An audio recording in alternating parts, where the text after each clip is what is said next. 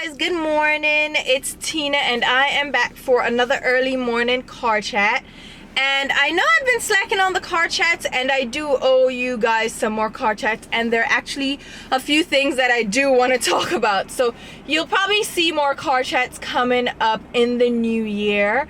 But yeah, I like to keep things organic on my channel, so I don't force myself to do videos. I do videos when I feel like filming, when I feel like talking, especially for car chats where they're more sit down, laid back talks. I like to be in the mood to do the video, so you know what I'm saying? So anyway, I wanted to get your guys' take on the whole limited edition business that has happened in the last couple of years, but it really took root in 2016 with all these brands releasing limited edition products, and it's this big craze, and then you have this pandemonium of people rushing to try to get products, these limited edition products. They're crashing websites, they're breaking the freaking internet. Then we have this bunch of backlog and back orders for the company to actually get the products in the hands of the consumers, and it's just a whole ugly mess. And then after the product is sold out and everybody's like, oh my god, if you didn't get your hands on it, too bad, it was limited edition, lo and behold, the company comes and says, yeah, so because of the high demand and because you guys really want it, we're gonna bring it back another time and get some more money out of your pocket. So how do you guys feel about that? And we have quite a few brands that are guilty of using this marketing tactic. You know, Becca and Morphe, Too Faced, they all use this marketing tactic to get us all revved up and excited about a product, and then we rush out and get it the moment it launches. It has really gotten nuts, guys. We're setting alarms just so we can be awake the moment the product launches, so we can jump on the website and order it.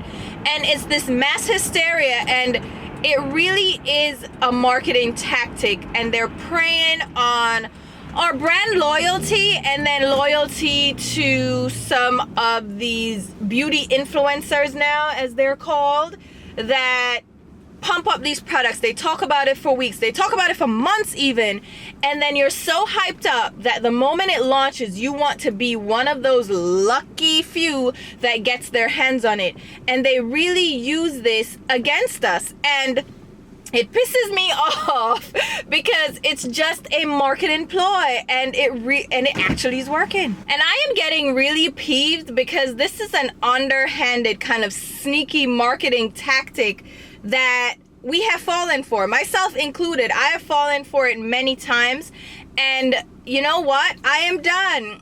And I mentioned this in a recent haul video that I am no longer investing in limited edition products. Unless it's something that I am really, really drawn to, I'm gonna take my time and actually look into products, see swatches, do research before I actually go ahead and grab a product. And unless it's something that you guys are truly interested in seeing, I'm not gonna chase it down, because I am just so over it. I am done with the chase. I used to get a rush chasing limited edition products, especially when MAC used to do really good limited edition products. They had great themes and colors, and it was really exciting to chase these products and to be at the store the day it released, because the release online was Tuesday. If you didn't get it Tuesday, you could get it in store on Thursday, and there was this rush, and it was great to be a part of that, because online there's a community, Spectra. I don't know if you guys are on Spectra, but I used to be on Spectra every day, and it was these beauty enthusiasts that were so excited about beauty products, and we would hear about the new launches and the new releases that are coming up weeks ahead of time, months ahead of time sometimes, and it was exciting for us. We got really pumped up, and I felt a part of that community, so I would chase these products down and I got a thrill from it. Now it's more aggravating than anything else. A lot of the launches are online only, and these websites really cannot handle the massive traffic that hits them once the release goes live. And a lot of times you have a date and a time. So the minute it goes live, so like they say, okay, it's gonna be available at 12 o'clock. these websites crash, they go slow, you're left in this holding loop. It's just a hot mess. And I went through that a few times with Mac. Like, they would put you in a waiting room. Like, Mac really put us in a waiting room, and you would be like, okay, wait until your number's called, and then you'd finally get the chance to order the products, and they're sold out.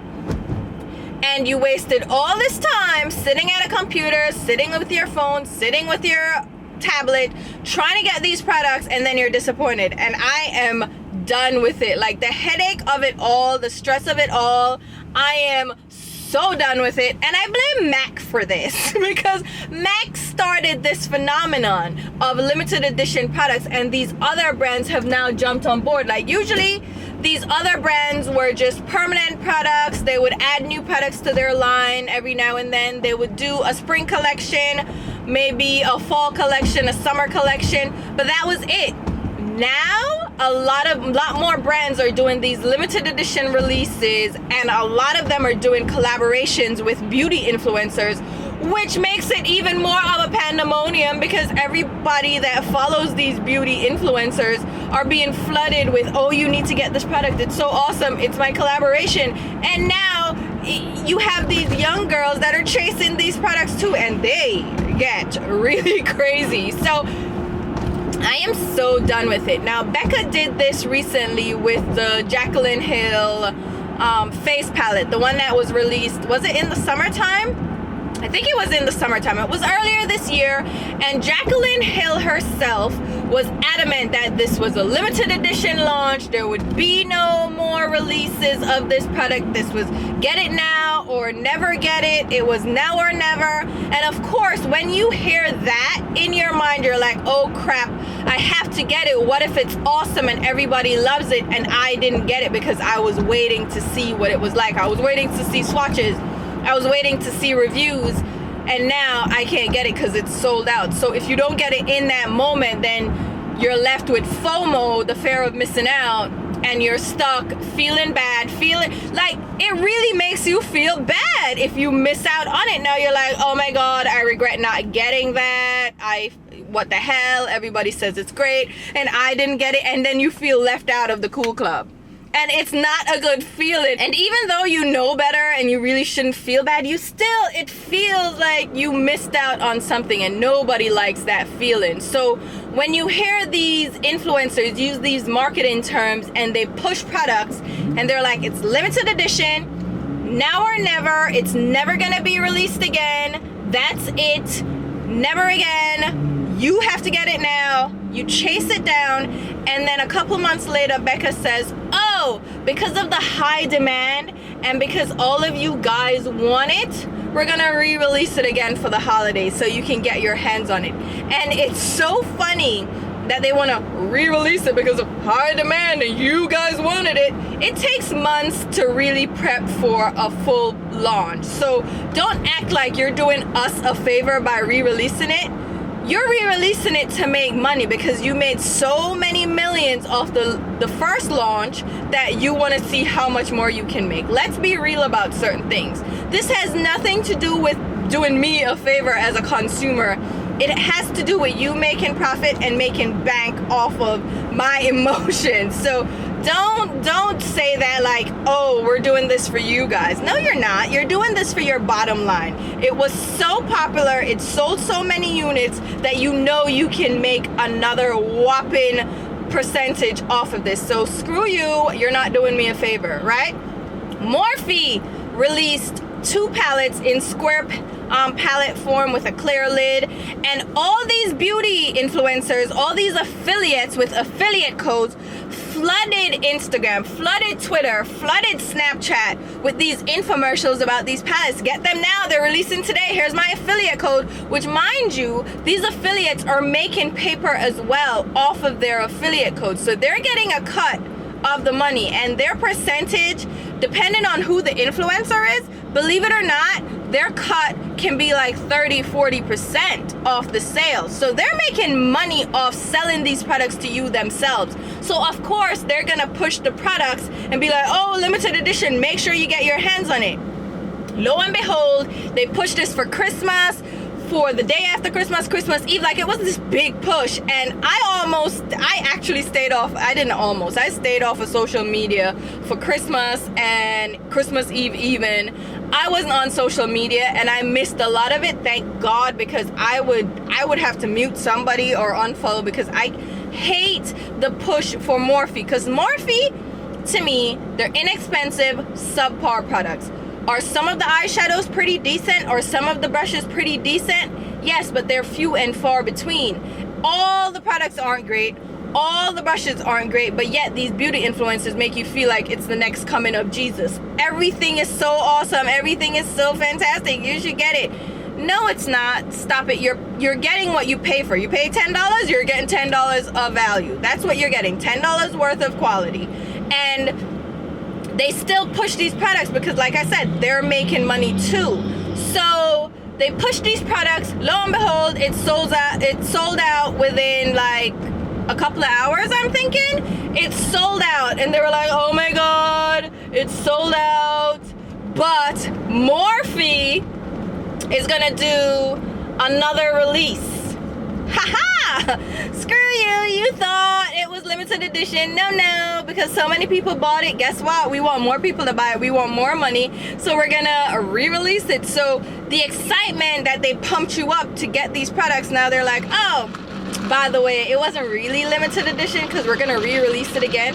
And I bet you that they're gonna release this for a long time because of how much feedback they got and how much money they made.